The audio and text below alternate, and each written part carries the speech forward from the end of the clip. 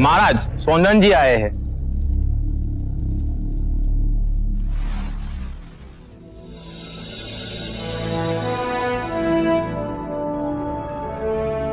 महाराज, मैं घाघर सरोवर से आपके निमंत्रण पर आया हूं। किस कारण विशेष से आपने मुझे स्मरण किया है?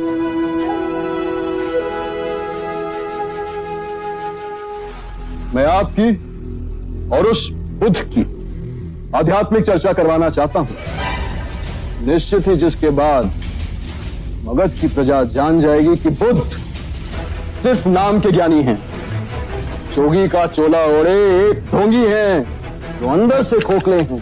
महाराज, यदि आपकी यही मंशा है तो मैं तैयार हूं। इससे मुझे और बुद्ध को अपने अपने ज्ञान की जानकारी हो जाएगी और साथ ही साथ प्रजा का भी लाभ होगा। सौंदन जी, प्रजा का लाभ बाद में, महाराज का लाभ पहले। इस चर्चा में हमें अपने ज्ञान की वृद्धि नहीं करनी है, अपितु उस बुद्ध को पराजित करना है, उसके व्यक्तित्व की धज्जियां उड़ा देनी है। मगध की लाज आपके हाथों में है सोंदन जी। आशा है आप हमारा शीश बुद्ध के सामने झुकने नहीं देंगे। ये तो मगध के सम्मान की बात है। ऐसा ही होगा।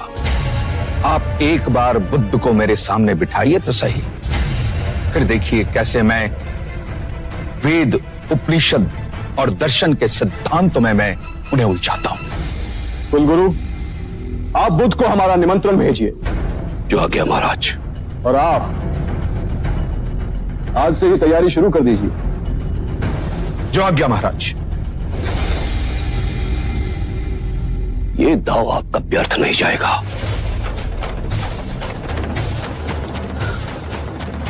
एक बार, बस एक बार सोंदन बुद्ध को पराजित कर दे, उसके बाद मैं इन सभी भिक्षुओं को मगध की सीमा के बाहर फेंक दूंगा।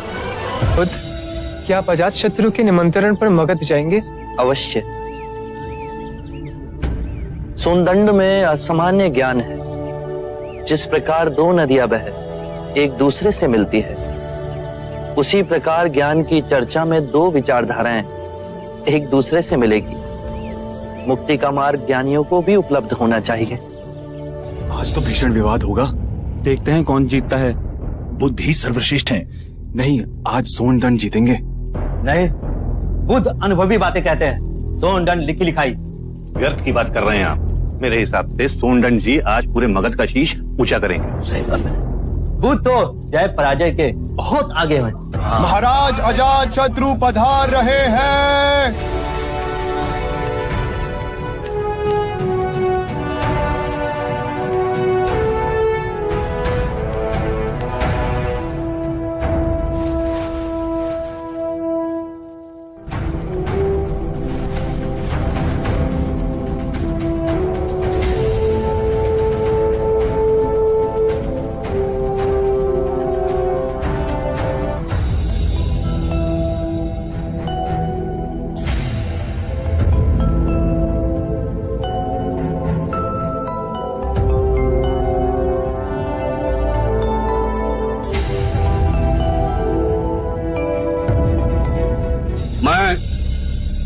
महाराज की उपस्थिति में वंदनीय बुद्ध और परम ज्ञानी सोनदंड का इस राजसभा में स्वागत करता हूं।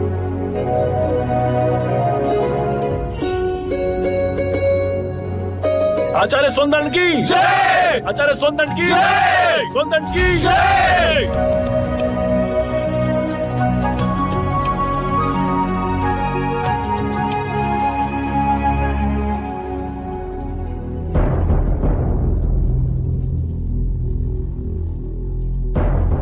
आज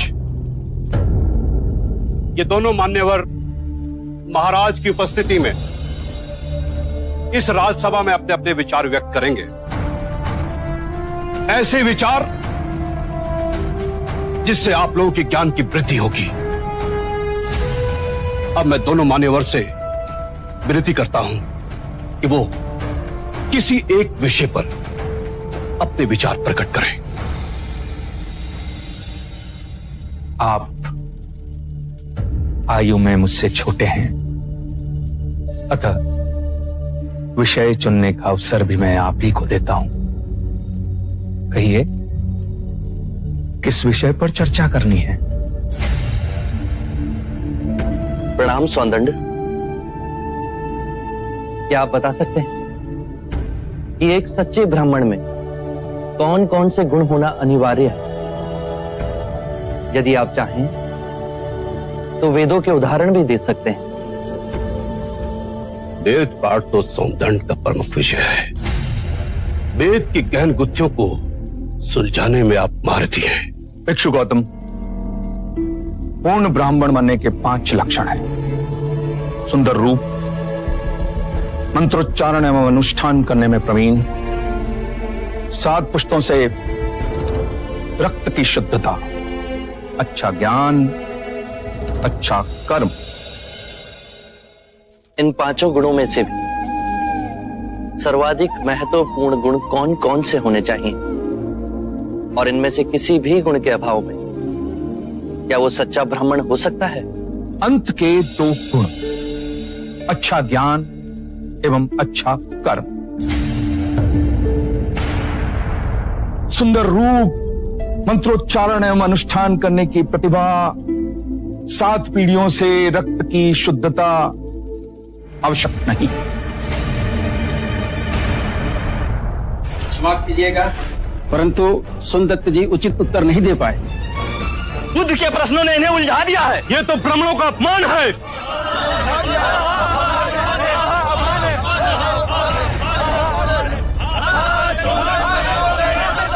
आदरणीय सभागण, यदि आप सौंदर्य में आस्था रखते हैं तो कृपया कर शांत हो जाइए, उन्हें अपनी बात कहने दें।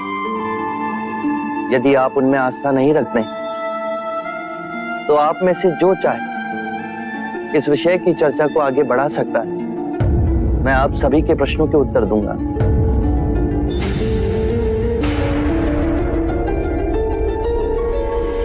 मित्रों, हम सबके बीच में मेरा चचेरा भाई अंगक बैठा हुआ है। अंगक रूपवान है, उसका आचरण कुलीन और उत्कृष्ट है। उसके बाह्य सौंदर्य की बराबरी केवल भिक्षु गौतम के साथ ही की जा सकती है। 2 परिवारों के रक्त की शुद्धता उसके अंदर बह रही है। वेद पाठ का ज्ञानी है, ये 3 गुण तो उसमें है।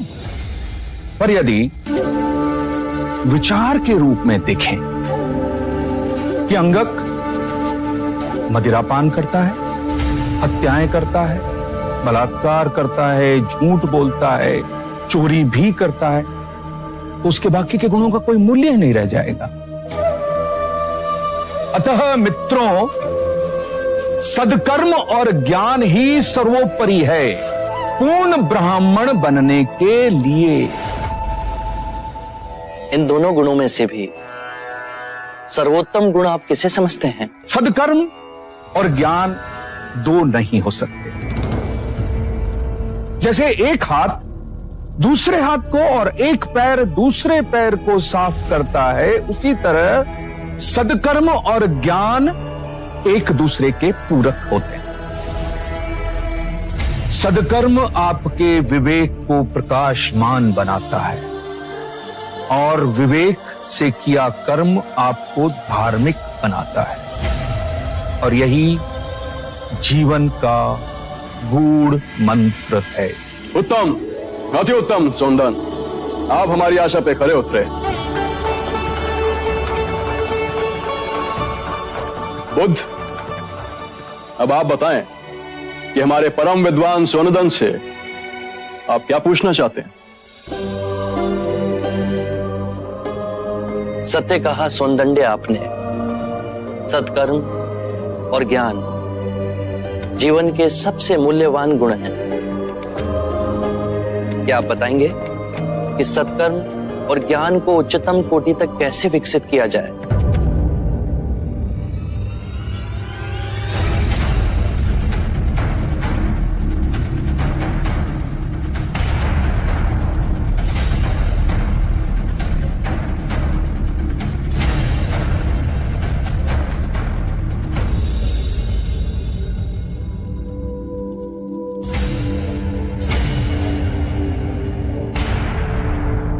करुणा निदान, इस विषय में आप ही हमारा मार्ग निर्देश करें। हम तो केवल सिद्धांत जानते हैं, किंतु आप बुद्ध बन परम सत्य को प्राप्त हुए हैं। हे परम पुरुष, आप ही बताएं, सदकर्म और ज्ञान की उच्चतम कोटि तक कैसे पहुंचा जा सकता है? आत्म मुक्ति के 3 चरण हैं: शीलाचार, ध्यान और ज्ञान। यदि हम शीलों का आचरण करते हैं तो ध्यान साधना में वृद्धि होती है और ध्यान साधना से ज्ञान का उदय होता है, जिससे शीलों का गहन आचरण करना संभव होता है।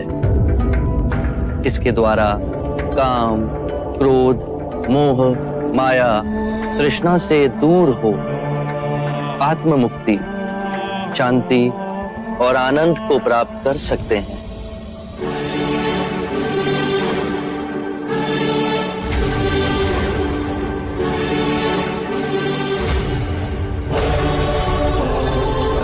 हे करुणानिधि, आपने मेरी आंखें खोल दी, मुझे अंधकार से प्रकाश में ले आए। हे परम पुरुष, मुझे आपकी शरण में ले ले, मुझे संग की शरण में ले ले परम पुरुष। शाक्य मुनि बुद्ध की, शाक्य मुनि बुद्ध की, शाक्य मुनि बुद्ध की, शाक्य मुनि बुद्ध की, शाक्य मुनि बुद्ध की, शाक्य मुनि बुद्ध